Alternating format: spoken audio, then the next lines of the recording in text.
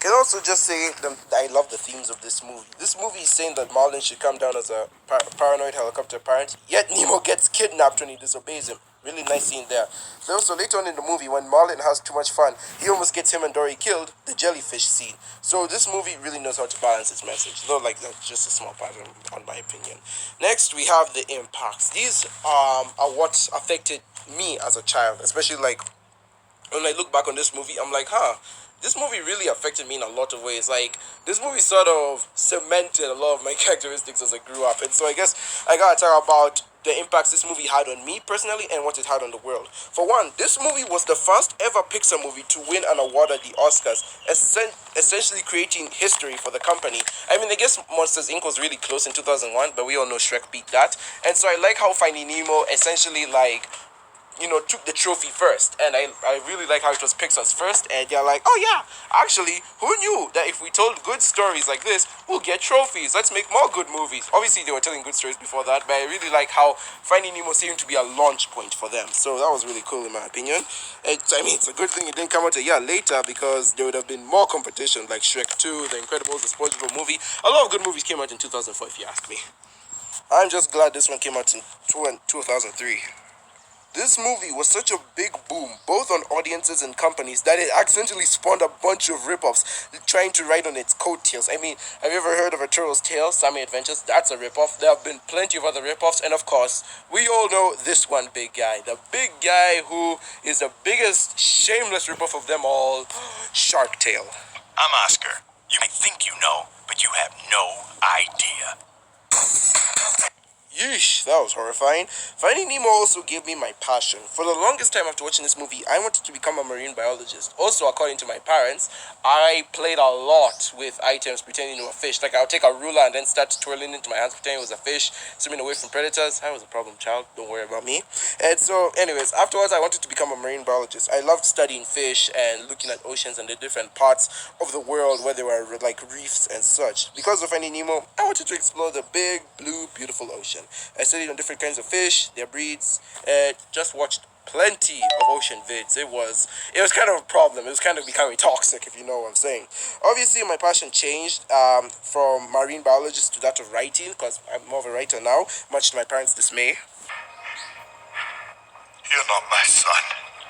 I still love the ocean though, and I'm grateful to movies like Finding Nemo and Soul for continuing to motivate me and, firing that passion within me. It really is good. Those movies really are great motivational ones. Movie is also very educative by getting a lot of fish and ocean facts right. Yeah, believe it or not. If a movie was able to get me to get up and do something, then you know it's doing something right. Like, I actually went ahead and searched a lot of this, and I'm like, oh, I didn't even know about that in real life. So yeah, suffice to say, this movie created my childhood. I was also one of the people who was excited for Finding Dory when it was announced and waited eagerly. Obviously, Finding Dory isn't as good as Finding Nemo, but those 13 years in waiting, yeah, I feel like it was well worth it. It's still a good movie, and I definitely remember just, pissing my parents because it was coming out. I'm like, oh my god, you're making it, don't make it. Everyone calm down, it's finally happening, breathe, breathe, breathe. So, yeah. I guess I also gotta talk about the soundtrack. And for the sake of my channel and everyone I love, I will not be putting the music in here because please do not call me out, Disney. I love my life. So I guess I gotta like talk about them here. So I will say, for one, this movie has an amazing score. The music in this movie, mwah, beautiful. I don't think I've ever seen another movie that like honestly made me remember the music this much. For example, the main music, Nemo's origin music, that's why I call it Nemo's origin, puts one in awe. Like, I remember I would remember the times when I would, like, when I would zone out, I would just like look at the night sky, and then for some reason it's purple, just look at the stars in the sky, and then for some reason there's space whales swimming in the sky. Again, do not ask me what goes through my mind or what I take, but they're like whales just swimming in the sky, and then I just hear that music in the background, just watching them go. And yes, this movie made me fall in love with whale sounds. Not whales on a personal level. I know there are like a lot of whale lovers out there. But me, I just really like the whale sounds. Not really that much in whales. And yes, real whale sounds are disappointing. Like, real whale sounds wishes they could sound like Finding Nemo's whale sounds. Yeah, let me even show you.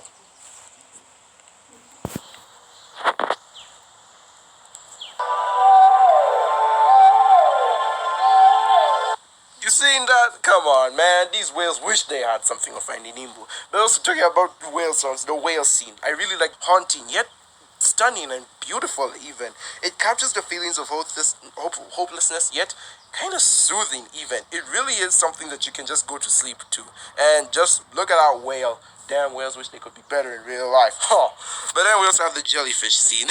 So, the jellyfish scene, not really one of my favorites in the entire movie, but the music is great. It really is one of my more favorite pieces of music in the movie. Whereas the scene itself, not that great. I like the music. It's fast-paced, suspension, like it's suspensive, fast-paced, and like it's like they're in a chase scene. Really, it's so energetic. And what's the funny is that they're not even being chased. It's more like they gotta get out of the jellyfish forest. There's no creature chasing them like how Bruce did or the anglerfish did. It's just like they gotta get out of the jellyfish forest. Really like that.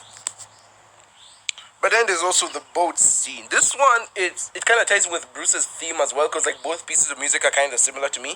They both remind me of the Jaws music, dun dun, especially while Marlin is like chasing the boat, like in his futile chase, chase the boat. What's wrong with my English today? He's like, no, no, no, they're taking it away. I gotta find my son, Nemo, Nemo. Really good. Really love the music there. It's horrific and it's really just saying something bad has happened. We're in trouble. So long story short, all soundtracks are incredible and I feel like they can be played over and over. Next up is the animation. Do I really need to talk about this one even? Like this segment kind of feels non-existent if you ask me. The movie looks good. Like that's it. It looks really good. And by 2003 standards, it looks amazing. I mean, if it's been able to hold up this well 18 years later, you know they're doing something right.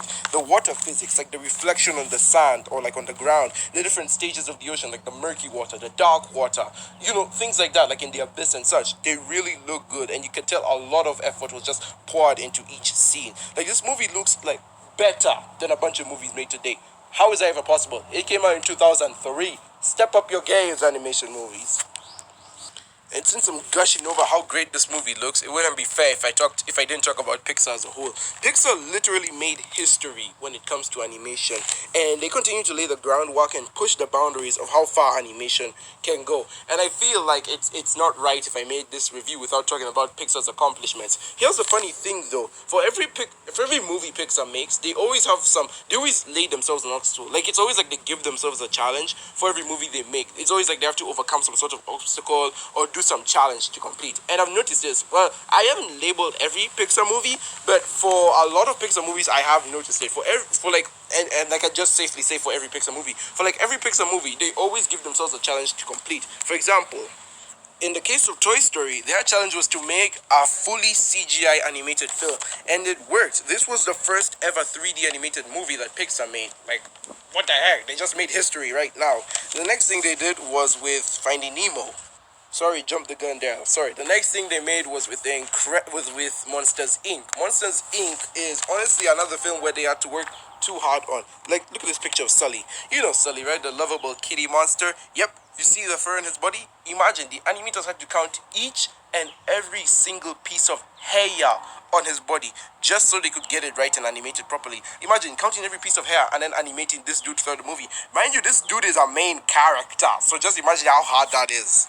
For Finding Nemo, their issue was the water scenes and the water physics. I already talked about that. And so we have to talk about the movie after Finding Nemo, The Incredibles, which is the first Pixar film with proper animated humans as the main characters. Pixar's always had an issue with animating humans, like from the beginning. And so they were always trying to perfect it. And so with The Incredibles, this was their chance. Another thing with The Incredibles was with Violet's hair, which is what I'm showing you in this picture here. For Violet's hair, it was the same thing as Sully. In the original Incredibles, they had to count each and every strand of her hair just so they could get it right. And, like put it over her eyes and such. In Incredibles 2, they kind of show it off, but we'll get on that in a second.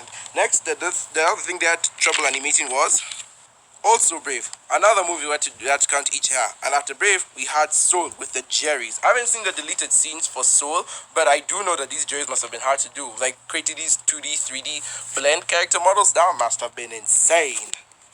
But obviously it doesn't feel right to talk about all of Pixar's challenges without mentioning also how they celebrate them. Because, believe it or not, Pixar do celebrate their accomplishments. They do acknowledge how far they've come. And these are in later movies. For example, in Brave here, they were able to make Merida's hair big. Like, remember how I told you they had to count Sully's hair? Yep, for Brave, they were able to make Merida's hair dummy thick. Look at that red hair right there. So as much as I don't like Brave, I will give them credit on the hair right there. You know what I'm saying? You know what I'm saying?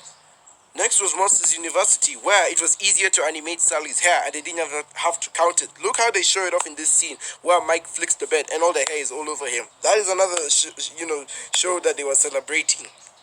Obviously, another sign that they were celebrating was with Finding Dory. Obviously, better water animation and better water physics from its predecessor, Finding Nemo. And lastly, at least as far as I can tell, The Incredibles 2. Well, of course, we have this scene of Violet blow drying her hair. Again, if this movie came out in 2004, this scene would have been impossible. But the fact that technology has advanced so much over the past, 18 years and such, that they were able to get Violet's hair down this well, really shows how Pixar actually just puts all the effort and care into their movies. And yes, I am a Pixar shill. Come at me, bro. So I feel like when it comes to Pixar, we just gotta give them credit for trying to make each movie look as damn good as they possibly can. There is no Pixar movie where I say the animation is bad. Well, except for the character models and Good Dinosaur. That stuff's crap, but everything else is good. Obviously, next we gotta talk about the chase scenes. Long story short, I adore these. They're honestly my favorite part of the movie. Getting to see how Marlin and Dory evade predators at every single chance they get. And I really like how each chase is different than the last. The movie really goes out of its way to show how they are unique. For example, when Marlin and Dory meet Bruce, the shark, it would have been so easy to give them a standard chase scene where he's chasing them in one line or going in holes or hiding in corners and such. Nope, they are literally just hiding in a big submarine. And they're like, okay, really the only thing we gotta do is we gotta find a way to get out of this submarine. There is no way in hell we're outrunning this shark here. I also really like the anglerfish. This is my personal favorite chase scene, again, because it follows more of the traditional style of chases. But I really also really find it funny because Dory has to read the mask while Marlin is literally fighting for his life. That is hilarious. The jellyfish scene, again, not really a chase scene, but you can definitely feel the tension there. And so I feel like if it was able to give you tension, it did its job right. The pelican slash seagull chase scene was exciting and really put me on the edge of my seat. This one, I wouldn't say it was my favorite, but it was definitely the most traumatizing. Speaking of traumatizing, this movie definitely traumatized me as a kid. And I gotta say, weirdly enough, it's one of the better things about this movie. Maybe I sound old or out of touch, or maybe, yeah, I really am just too old for this kind of stuff. But I find animation these days, especially kids' animation, to be too safe and kid-friendly. None of them want to take risks. It seems that this day, the most riskiest things that kids' animation does is say that they're part of the LGBTQ community or some dumb diversity thing like that. More like, oh yeah, we're siding with humans. No, go dark, go scare kids, do something like that. I remember Monster House.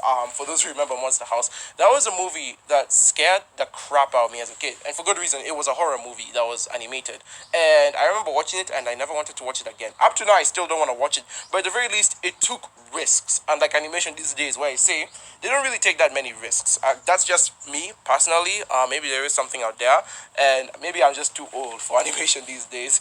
Now I sound like a freaking boomer. What am I doing with my life? But I really do like how Finding Nemo, at least the original one, really scared me, because Finding Dory in comparison is very tame. I'm looking at the original and the sequel, and Finding Dory, yeah, it's a lot more tamer than Finding Nemo. It's a lot more friendlier and less scary. Even the Good Dinosaur, what you're seeing, yeah, not my video by the way, is not even that scary. There's no point in this movie where I'm like, oh, wow, yeah, I sure feel the tension. Finding Nemo gives you that tension. This movie literally gives people anxiety attacks. If you want an anxiety-inducing hour-and-a-half experience, Finding Nemo's the movie for you. I remember shows and movies from back then were not tame or shy. They weren't afraid, and they weren't afraid, and they weren't scared of all these ratings and PGs and censorships. Movies back then would make their audiences go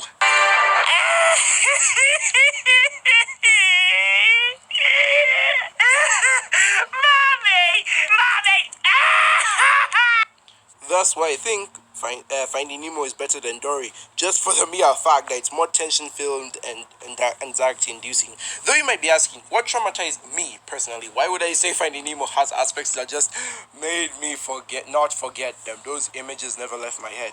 Well, for one, we have the first 4 minutes of the movie, Marlin's family getting killed, just casual family slaughter. I mean, he was only left with one child, and it's not like Marlin was traumatized for the whole movie. Nah, that totally didn't affect me as a kid. The next scene, Bruce is scary. There is no two ways about it. There is no lying here. There is no sugarcoating it.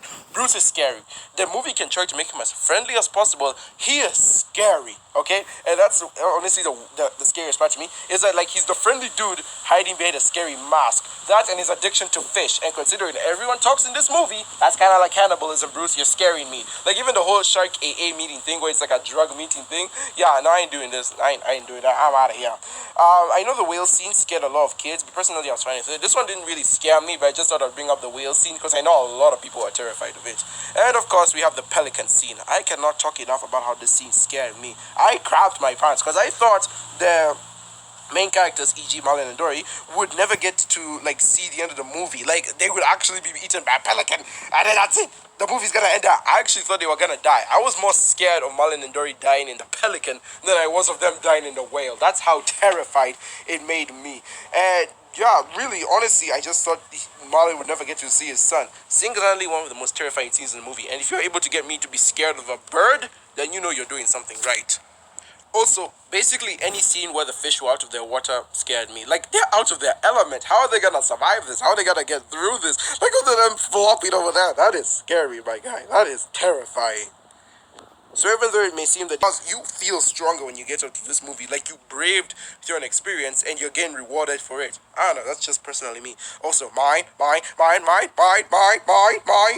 really you cannot get through this movie without mentioning the sequels. Like mine. See, like Finding Nemo is tension filled because I don't feel the same for Finding Dory. Really, the only time I felt scared in Finding Dory or like, things were gonna go bad was the scene with the squid because it actually seemed like someone would die in that situation.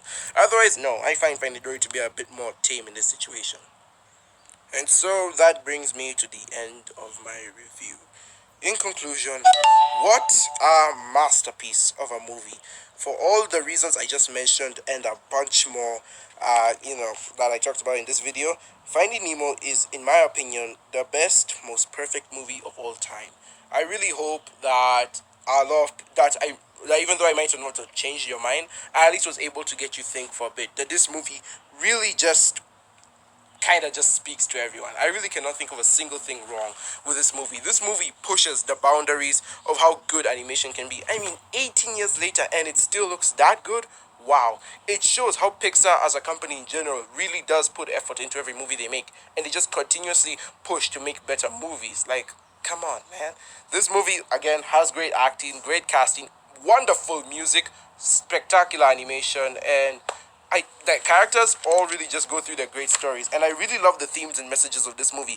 Any other movie, they would have been like, oh, be yourself, or oh, friendship is the key, or oh, something like this and that. Like they wouldn't give those profound messages. This movie is actually good with its messaging, and for a movie about the ocean, very few environmental messages, which is something that I never thought I would say, but apparently we're in that age where too many environmental messages is a bad thing. So really like how Finding Nemo does that well. So yeah, this movie, I find it perfect. It's really the only movie I can say that I cannot find anything definitively wrong with this thing. Even if I try to look for nitpicks, I can't. The movie is just that good. And of course, I am biased. I should probably be the last person on earth talking about this movie because of how biased I am towards it. I mean, it came out in the same month I was born. We were meant to be soulmates, my guy.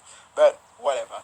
This movie impacted me a lot as a child. I feel like it impacted a lot of people and the entire movie industry as a whole. Like, I'm pretty sure up to now we're still getting Finding Nemo, rip-off. So, yeah, you can tell that this movie definitely did something right. And I really like how it definitely also made history for the company by being the first Pixar movie to win an Academy Award. That's just me. So, yeah, this movie has paved the road for what good storytelling and movie making should be done, and I hope media learns from it in the future. That's just me. In the end, I give Finding Nemo a 10.10 out of 10. This movie is a must watch. I really hope that, especially in this day and age, media and movies can look from a studio's perspective, do riskiness from in-universe, because I feel more people will be drawn to what the movie has to say rather than what the studio and the big heads and the corporations behind the movie has to say. That's just me personally. Alright guys, that's gonna do it for today. And it's gonna do it for my 100 subscriber special. Again, thank you so very much. I think I'll probably do a video where I just dedicate talking to 100 subscribers, but I really do feel like I fulfilled something by reaching this goal. So I just want to thank each and every single one of you for helping me get this far. Alright guys, that's gonna do it. Like if you liked, subscribe if you haven't already. I know most of you watching haven't, subscribed and like already, so how dare you. So just click the bell to join the notification team if you want to see more of my videos. I have been Captain Phoenix, and with that, I will see you in another universe. Goodbye, my beautiful, awesome space rangers.